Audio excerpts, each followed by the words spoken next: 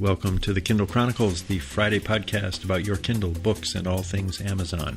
I'm Len Edgerly. Today is September 7th, 2018.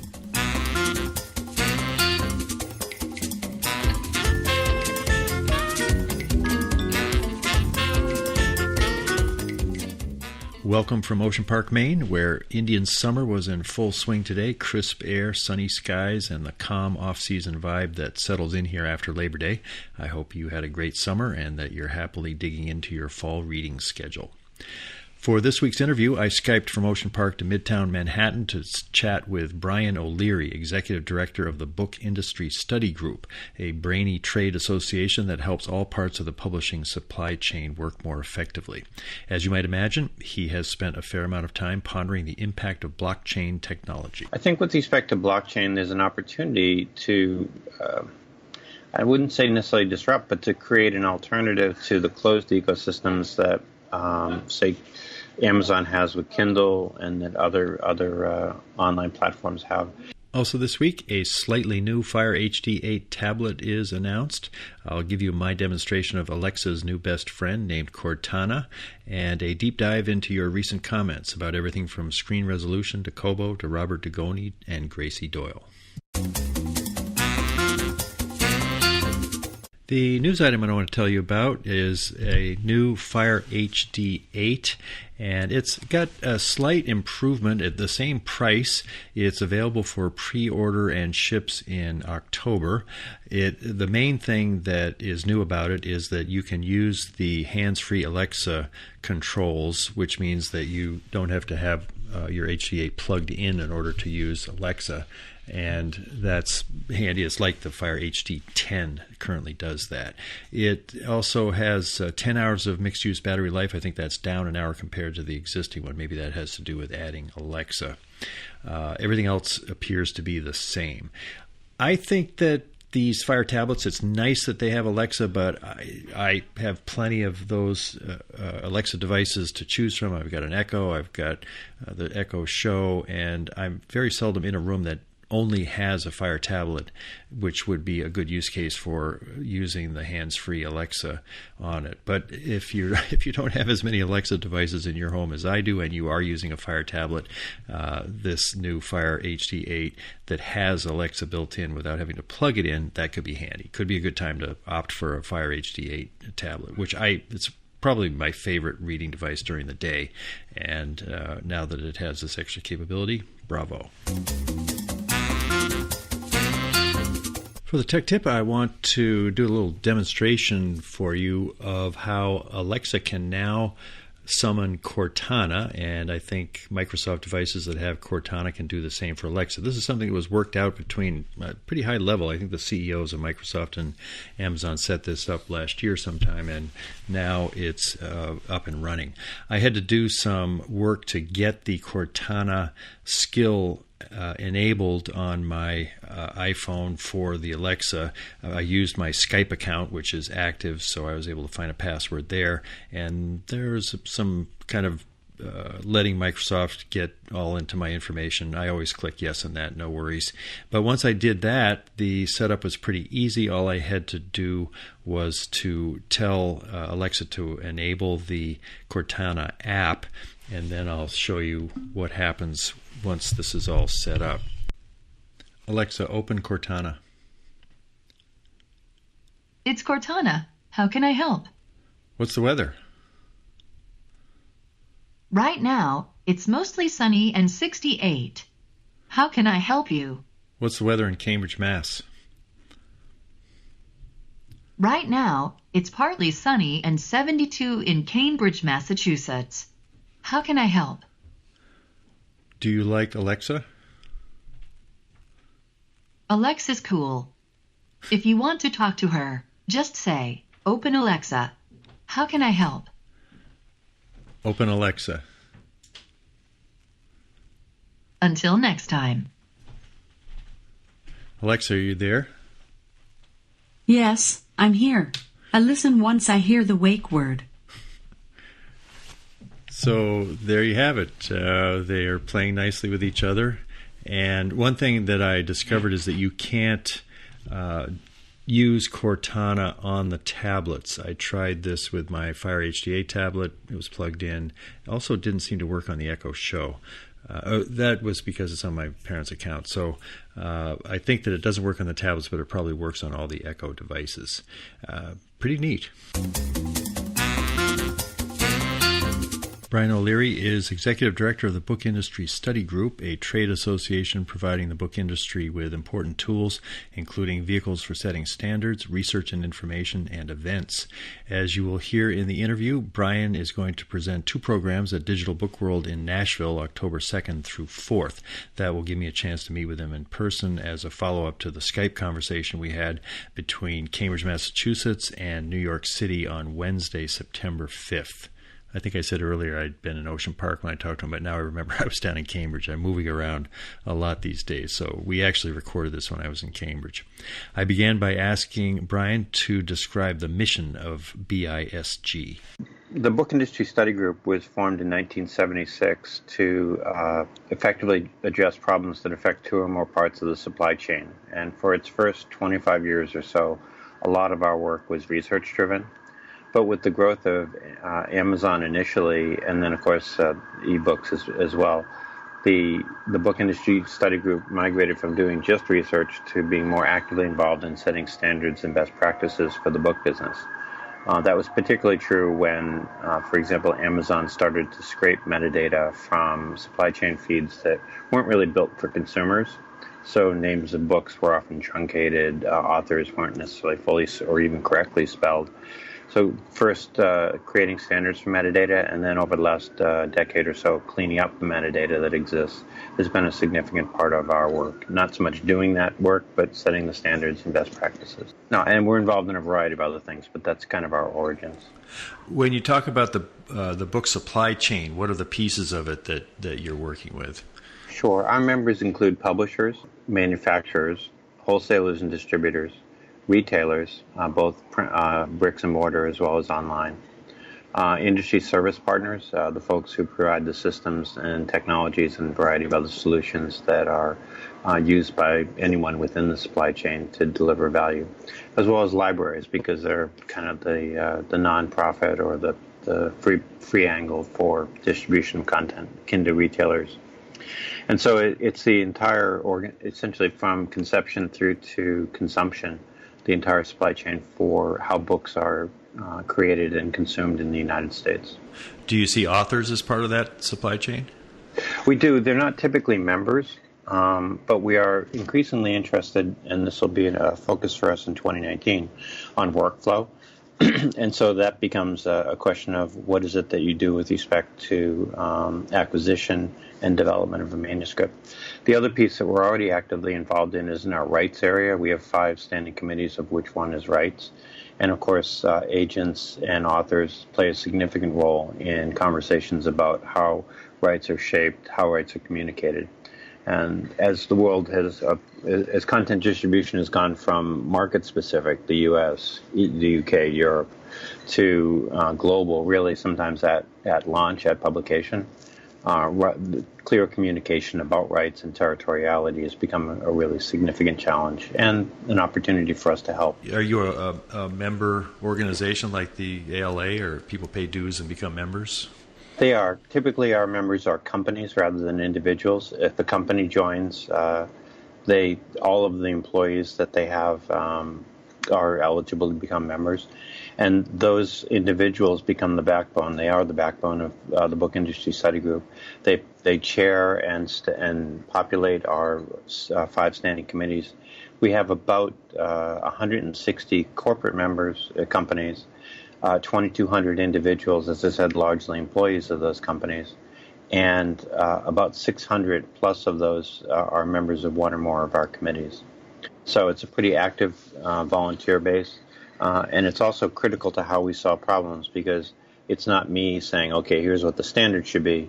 It's in conversation, particularly a conversation that involves multiple parts of the supply chain. So if you think about publishers talking to retailers, or manufacturers talking to distributors, if you don't have all those folks in the room, you can optimize or solve a problem for one and create a problem for another. So our secret sauce is bringing as many different voices to the table duking it out a little bit in a controlled way, and then coming up with a good consensus solution. And you do all this with a pretty lean staff. How many are on your staff? Well, there's two of us, me and a woman, Maya Facandini, who's our operations manager. Maya joined us actually only about 6.5, 7 months ago, and we're happy to have her. Her predecessor, Kim Graff, and I worked together closely for the better part of 2 years. It's deliberately small. We'd like to grow a little bit bigger than we currently are because it would give us an opportunity to get involved in a little bit more outreach and a little bit more program and content development. But, right now we're doing a pretty good job of serving members. We host 36 events a year. Wow. 24 are webinars, and they're available online and time shifted, so that if you register for one, you need not watch it at that time. That's particularly good for folks they're held at 1 o'clock in the afternoon on the first and third Tuesdays in the East Coast, but not everybody's available, and internationally, of course, that's outside of scope. And we also have 12 in-person events. 6 of them are 2-hour programs on topics like blockchain and workflow and others. And then 6 of them are full-day events. At least this year, half of those 3-day events are dedicated to a series of metadata summits that we're having, because our focus this year is on improving the timeliness and quality of metadata in the U.S. market. Well, I want to get to blockchain, but let's talk a little bit about metadata. My understanding of it is these are like tags that identify a book and are useful. And what are some of the other important things that metadata does, and how has that area improved partly through your efforts over the past number of years? Sure. Well, there's different buckets of metadata. The early focus was on essentially product or trade metadata, the ability to describe a book, its title, its author, its price, the markets in which it's being sold, etc., and its physical dimensions, how many copies in a carton, things like that. That were just critically important to actually selling a book. More broadly, particularly as online distribution and sale of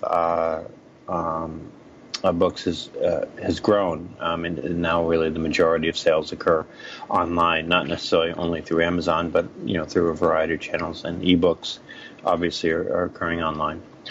As that has grown, metadata has also become really important for marketing. And so addition in the Amazon universe right now, keywords are really significant issues. So one of the things we've done is not only talk about best practices for using metadata, but we've extended it to say, if you're going to add keywords, here's a document that tells you the best approach on keywords. We did that initially in 2014.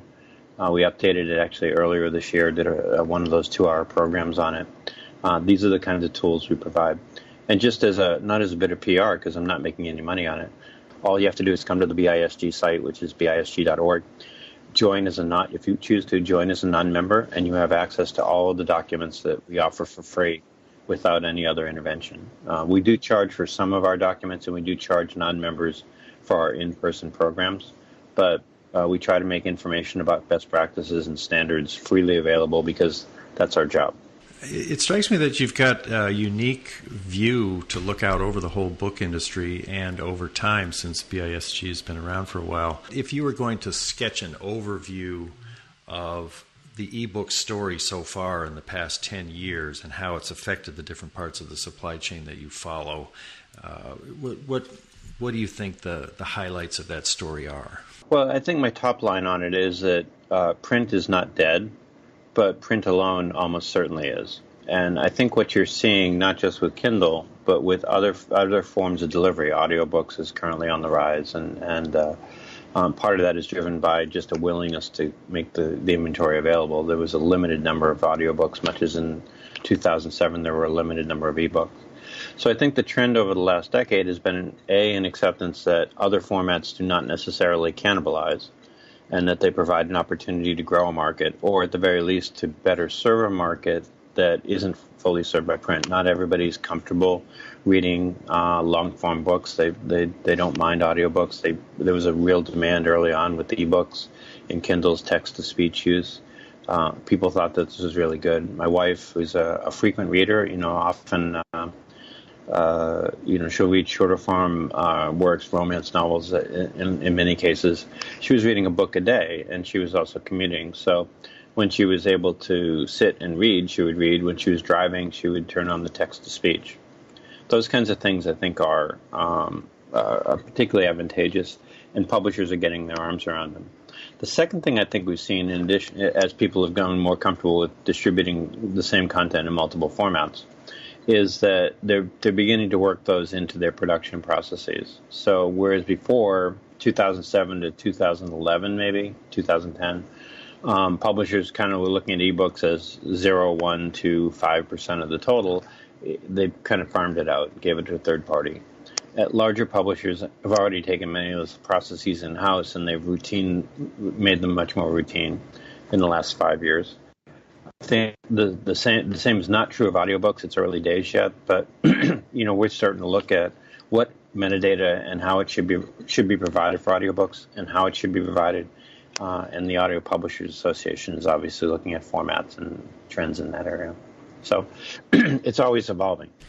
I know the percentage share of ebook reading varies by genre, very high in mystery, romance, lower in nonfiction. But as a general number, do you think most publishers are experiencing a third of their books being sold in ebook format, roughly, compared to the 5% or lower 10 years ago? One of the things I think that I've been in this role about 2 years next month, and one of the things that's been evident to me for a while, both as a consultant before this and in this role, is that we just don't have good data. One of the things that I'm really struck by is how big the gaps are between what people think they see and what actually is happening. No one really knows what the share is because Amazon's reporting is limited. That's their choice, and it's not a criticism of them, but it's part of how they compete. And without Amazon's data, you're kind of making a guess at the shape of the animal. We think it's around 18 to 20%, but in specific genres, I absolutely agree with you. It's in the 30s and could approach 40. All of my wife's reading, not that she's the reference point for our sample, is in the Kindle ecosystem, and it's digital. So there's somewhere between 0 and 100, but I think it's probably the number you want is somewhere between 20 and 33.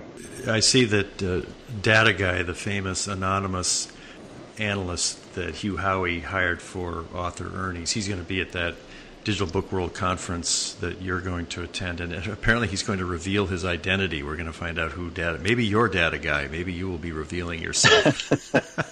But I can confirm on this podcast that I am not Data Guy, and I'm not either. So. And I'm looking forward to the unnamed Data Guy revealing himself for whoever he is. But he's done some really interesting work and pivoted a bit in the last couple of years. Well, let's move on to blockchain. I saw that you moderated a panel, BookNet Canada panel in April in Toronto titled Blockchain and Building the Future of Information Management and Sharing.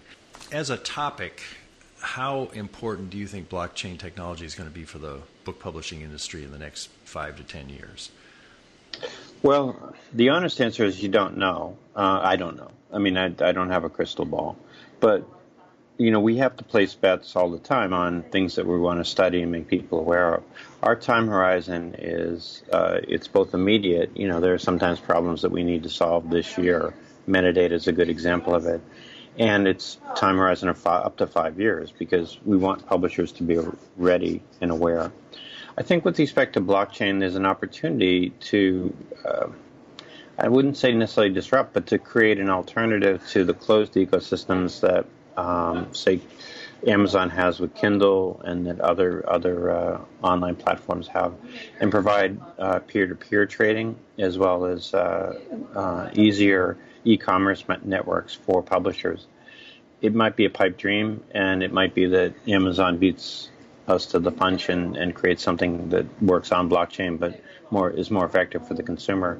But I think at least making publishers aware of what the opportunities are.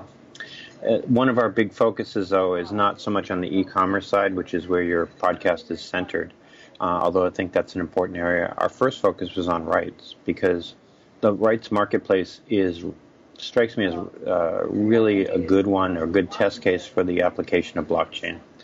It's very hard to find out who owns rights. It's very hard to trade in them. The databases are not complete. And one of the things we've been doing for the last 3 years is trying to come up with an effective, agreed-upon taxonomy for the description of rights. The task there is to work on the rights area kind of in preparation for a time when it might be possible to trade rights in a more fluid way because of blockchain technology? Yeah, that's a really apt summary, and that's exactly what we're trying to do. The problem that we're trying to solve would be useful whether or not we have blockchain, but you cannot have a blockchain marketplace without agreement on nomenclature and taxonomy. The same things have to mean the same thing to people in different markets, and right now that's not true. There are different descriptions throughout. So I talked with Joseph Mark of Publica last week, and I actually succeeded in getting one of his books onto my iPhone. I bought some Ether, I bought a Pebble, and I did the whole thing. It was quite a fascinating process to actually be reading a book that exists on the blockchain. One of his most enthusiastic claims or observations is that the blockchain publishing or bookselling, I guess is what he's doing, makes it possible to just circumvent this mosaic of worldwide rights, that you can just buy a book directly off the blockchain and somehow manage to bypass all of those thorny issues of rights. But is that really true? I mean, are nations really going to stand for that kind of circumvention? Maybe they can't stop it once it gets going because of a major technological change like the internet. A lot of people thought they could protect themselves from the effect of the internet, and that didn't turn out too well. But what's going on there in terms of the likelihood that the technology makes it possible to have much simpler buying and selling of books and not be hemmed in by this rights problem? Sure. Well, I think that one of the things that's different in that example from the way that rights are currently managed is that he's talking about essentially licensing it directly. So he owns the IP and decides who to sell it to, or doesn't put any limitations on it. Typically what happens, though, for most of the books that you would cover on a week-to-week basis, an author has sold the rights to a publisher, and typically what a publisher tries to do is acquire the rights broadly, worldwide, as an example, at a manageable price, and then sell them narrowly, so that we'll publish in the United States, and then we'll try to license it in the UK or in English language rights throughout the world, etc. And that's where that selling narrowly has two components. One is, it takes time. So a book is not always available, and that creates the territorial issues. And it also is uneven. If you sell world English rights and somebody wants to do a translation, well, obviously that's not available. Or if you sell the UK but not Europe, an English language book is not available in Europe or Africa or somewhere else. And that problem, if there's blockchain and we still use publishers as your starting point, and they continue to adopt a territorial approach, you'll still have these problems, because the blockchain will still say, in effect, I can sell you this book, but not if you live in Europe, if that were the structure. However, in terms of the peer-to-peer interaction, the ability of an author to capitalize on the blockchain, sell a book directly, that's absolutely true. And the greater disintermediation there is not just a retailer like Amazon, but also a publisher, that they would have to define their skills differently. If Amazon was going to disrupt itself using blockchain technology, the way it pretty much disrupted itself by being so aggressive in promoting ebooks at a time when they were making lots of money selling physical books, what might that look like? What might an Amazon blockchain book-selling business look like? It's a really good question. I think if I had a perfect answer to that, I probably wouldn't be executive director of the book industry study group. But I can't say that I have any inside information. But one thing that I would tend to look at is the customer related. So Amazon has a real loyalty and with its customers. I mean, that they're loyal to the platform, they're loyal to the services. They find that it meets their needs. And even though there are plenty of other retailers out there, I saw a statistic today that something like 61%, I think was the number, of purchases or 61% of consumers were making purchases on platforms that they were visiting for the first time. So it's not like Amazon's the only option out there, but people keep coming back because it works. So I think that leveraging, I would say that if they looked at their customers, their available customer base, and said, what could we do to better serve them, And I tend to look at so Amazon created the better part of a decade ago, Amazon Publishing, and I think people were wondering why they were getting into it. They've created a bricks and mortar retail operation in a limited way, although it's, I think, probably now grown to the fifth or fourth largest chain in the United States. I think that these are experiments in many ways, not just, we're going to create this line of business, but this is a way for us to gather information. And so they're more familiar about what it takes to be a publisher now than they were a decade ago. They're more familiar with what it takes to be a retailer. And they may not necessarily choose to stay in those markets, or they may get to a critical mass and say, all right, that's all we need. But I do think they're always learning from them. And I think the disruption ultimately will be, what could we do with all these components to better serve our customers? Look at the acquisition of Whole Foods as an example. People would tend to, that we've got this unit, we're going to optimize this unit, but they're integrating it with this over time with other parts of what they do, so that you have kiosks or lockers, etc. I think this is a sign of innovation that you could probably expect in the blockchain area as well. Take kind of an experimental swipe at it, see what you can learn that could fold back into maintaining the platform and the high customer satisfaction. I agree. Yeah, I think that's. And I think that's an approach that scales, whether it's blockchain or something else. It's an impressive approach. Well, we've talked about blockchain as if either of us really understands it, or much less the people that are listening to this. Have you come up with a cocktail party way to describe to someone what the heck is blockchain that seems to make the lights go on in their eyes instead of their eyes glazing over?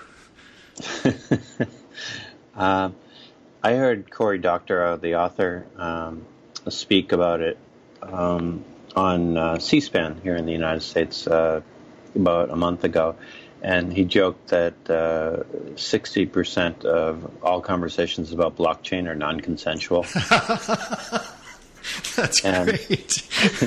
So I have conducted many of those. Yeah, so maybe there's that. But I think that the way I describe it is a distributed ledger, and that doesn't always cut through the clutter. So I essentially say it's as if you've opened your books. Everybody can see what's available, and everybody can see what the price is, and people can make decisions based upon that as to whether they want to buy or not buy. And it's the implementation is much more complicated than that.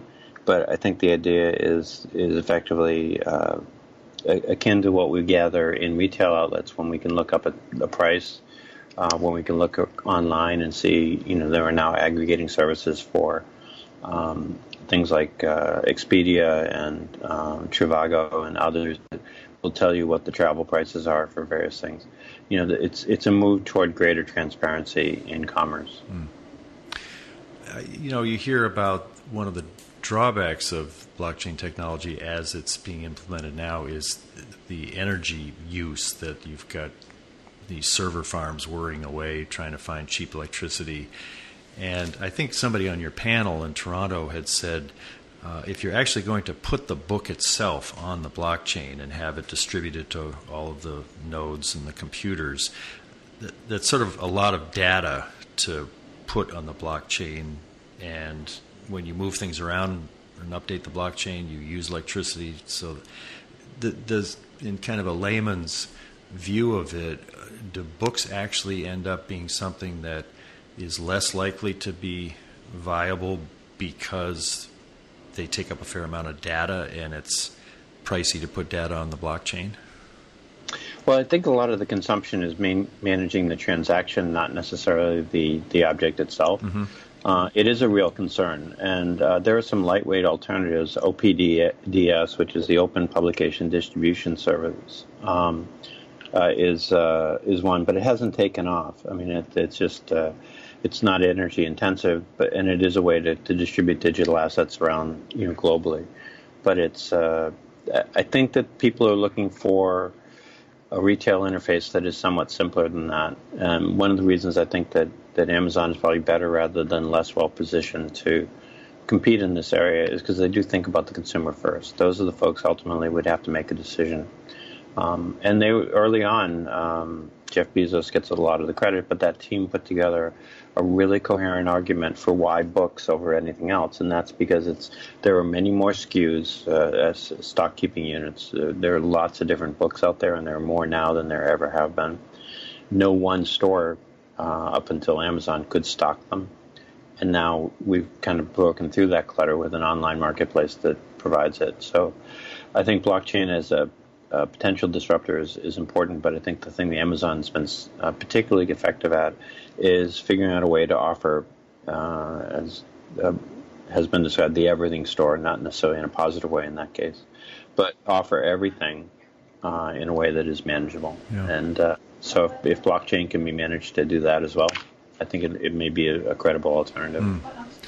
Now, you are going to do, I think, a couple of presentations at Digital Book World in Nashville, October 2nd through 4th. Do you want to talk a little bit about what BISG is going to be doing there? Sure. We're excited to partner with Digital Book World. Bradley and Matt Rock is relaunching it. These are actually already scheduled. We're just kind of doing them from Nashville. One was we're doing a panel on digital book merchandising and marketing. And we have agreements from Kobo, which is Dave Anderson, in all likelihood, who's their EVP of Publisher Relations, will be speaking. And we have a company that does SEO marketing in the digital book space, which I think will be interesting. And we think a third panelist, somebody who's particularly knowledgeable about cleaning up metadata to better improve book sales, whether digital or online book sales. So at least those three, and we're hoping for one more retailer as well. That'll be a 2-hour program that takes place on October 3rd, which I think is the Wednesday morning, from 9:30 to 11:30. We typically do those 2-hour programs. We don't do PowerPoint. People may be horrified or relieved. Maybe panelists are horrified and participants are relieved. But we do an hour of kind of a conversation within the panel, and then we take the second hour and we engage the audience. And we hope to have 75 to 150 people in the room to talk about digital book merchandising and marketing. The other thing we're doing is a webinar. The people who are on the webinar are not going to be there. They're going to be actually dialing in remotely, but we're going to have people in the room. And then we'll be hosting questions both from the folks who are participating online as well as folks in the room. And it's called Library Confidential. It's hosted by Heather McCormick of Biblioteca. She's a longtime library journalist. She worked for Library Journal and then 3M, which became Biblioteca. It's largely a competitor to Overdrive, and although that's not necessarily a fair description to them. She's got a couple of librarians, one from New York Public Library and one from Washington State, who are going to be dishing on librarians' point of view on things like pricing and availability, the contract terms, and probably a variety of other things that come up in the course of the discussion. So an hour-long online conversation that I think will probably make a little bit of news if I know Heather at all. And it'll certainly be a good opportunity for librarians to share their point of view on what publishers and other parts of the supply chain are doing to both help and perhaps hinder their work. I've spoken a couple of times with Len Vlahos, who had your job up until about, 3 years ago. He left for the Tattered cover bookstore in Denver, where I lived half the year. Given the complexity of the world that you're in at BISG now, do you ever yearn for the simple job of running an indie bookstore? Well, I know Len did. He left big shoes to fill. I'd say no. This is kind of, for me at least, this is a dream job. We have an opportunity here to shape the direction and the capability of the book publishing business, and I think that's really it's both a significant privilege and a significant obligation. We're really looking, as I said, several years down the road. We've organized our board actually in the last several months. The decision was made last year to drop the size from 33 to 14 so that we could be strategic and that we could focus on big picture issues. We actually created segmentation within the board so that it represented our membership more explicitly. And I think that we're well positioned to get ahead. There's one thing I would say, though, is that there isn't a day when I don't get knocked on my backside by something in this job. I am always learning. I'm of an age where I would like to be thinking I don't need to learn anymore. But the truth is that it's every single day I'm learning something that I didn't know before, some aspect of something that I thought I understood. And that's it. We're running as hard as we can, but that, as I said, that's a privilege. I mean, and it's I truly don't want to park it just yet. I have been speaking with Brian O'Leary, Executive Director of the Book Industry Study Group. Thanks very much, Brian. Oh, my pleasure.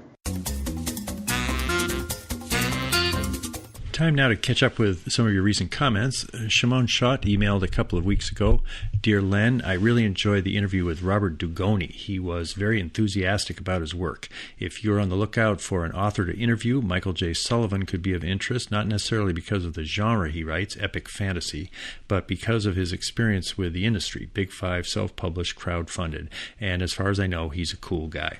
I'll jump in here to say that I always appreciate it when listeners recommend guests for the show, and I have added Michael Sullivan to my list of prospects.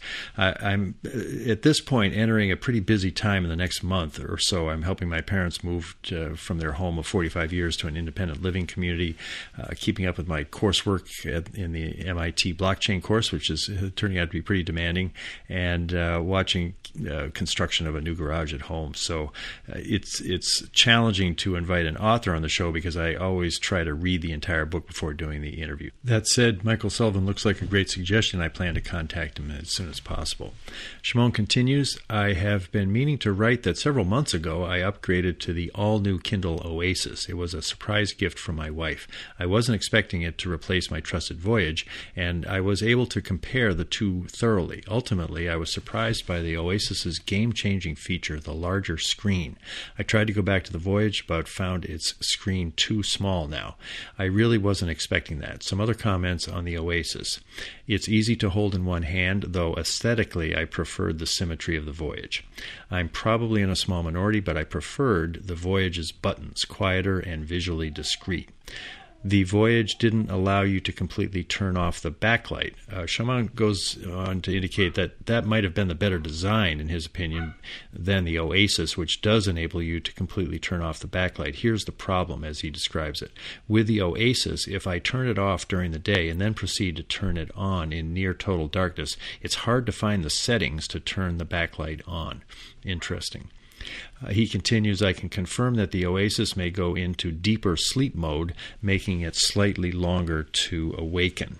And I've tried listening to an Audible book, but I would use this only if my cell phone battery died. Best, Shimon. Thanks for that close observation of the new Oasis, Shimon. Since you wrote that email, the Voyage has apparently been discontinued, so I'm glad that you have found a good new home on your Oasis.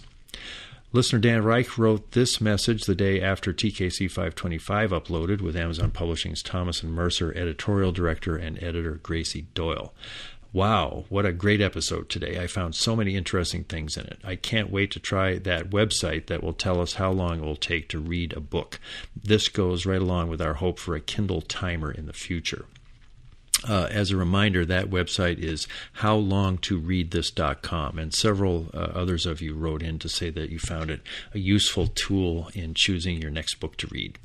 Dan continues, that is interesting news about Walmart and Kobo teaming up. I wonder if Kobo is still giving a percentage to indie stores or if that program will drop. Unfortunately, I fear it may be too late for Kobo, and that is a shame because competition is always good to keep all companies on their toes and looking for ways to improve.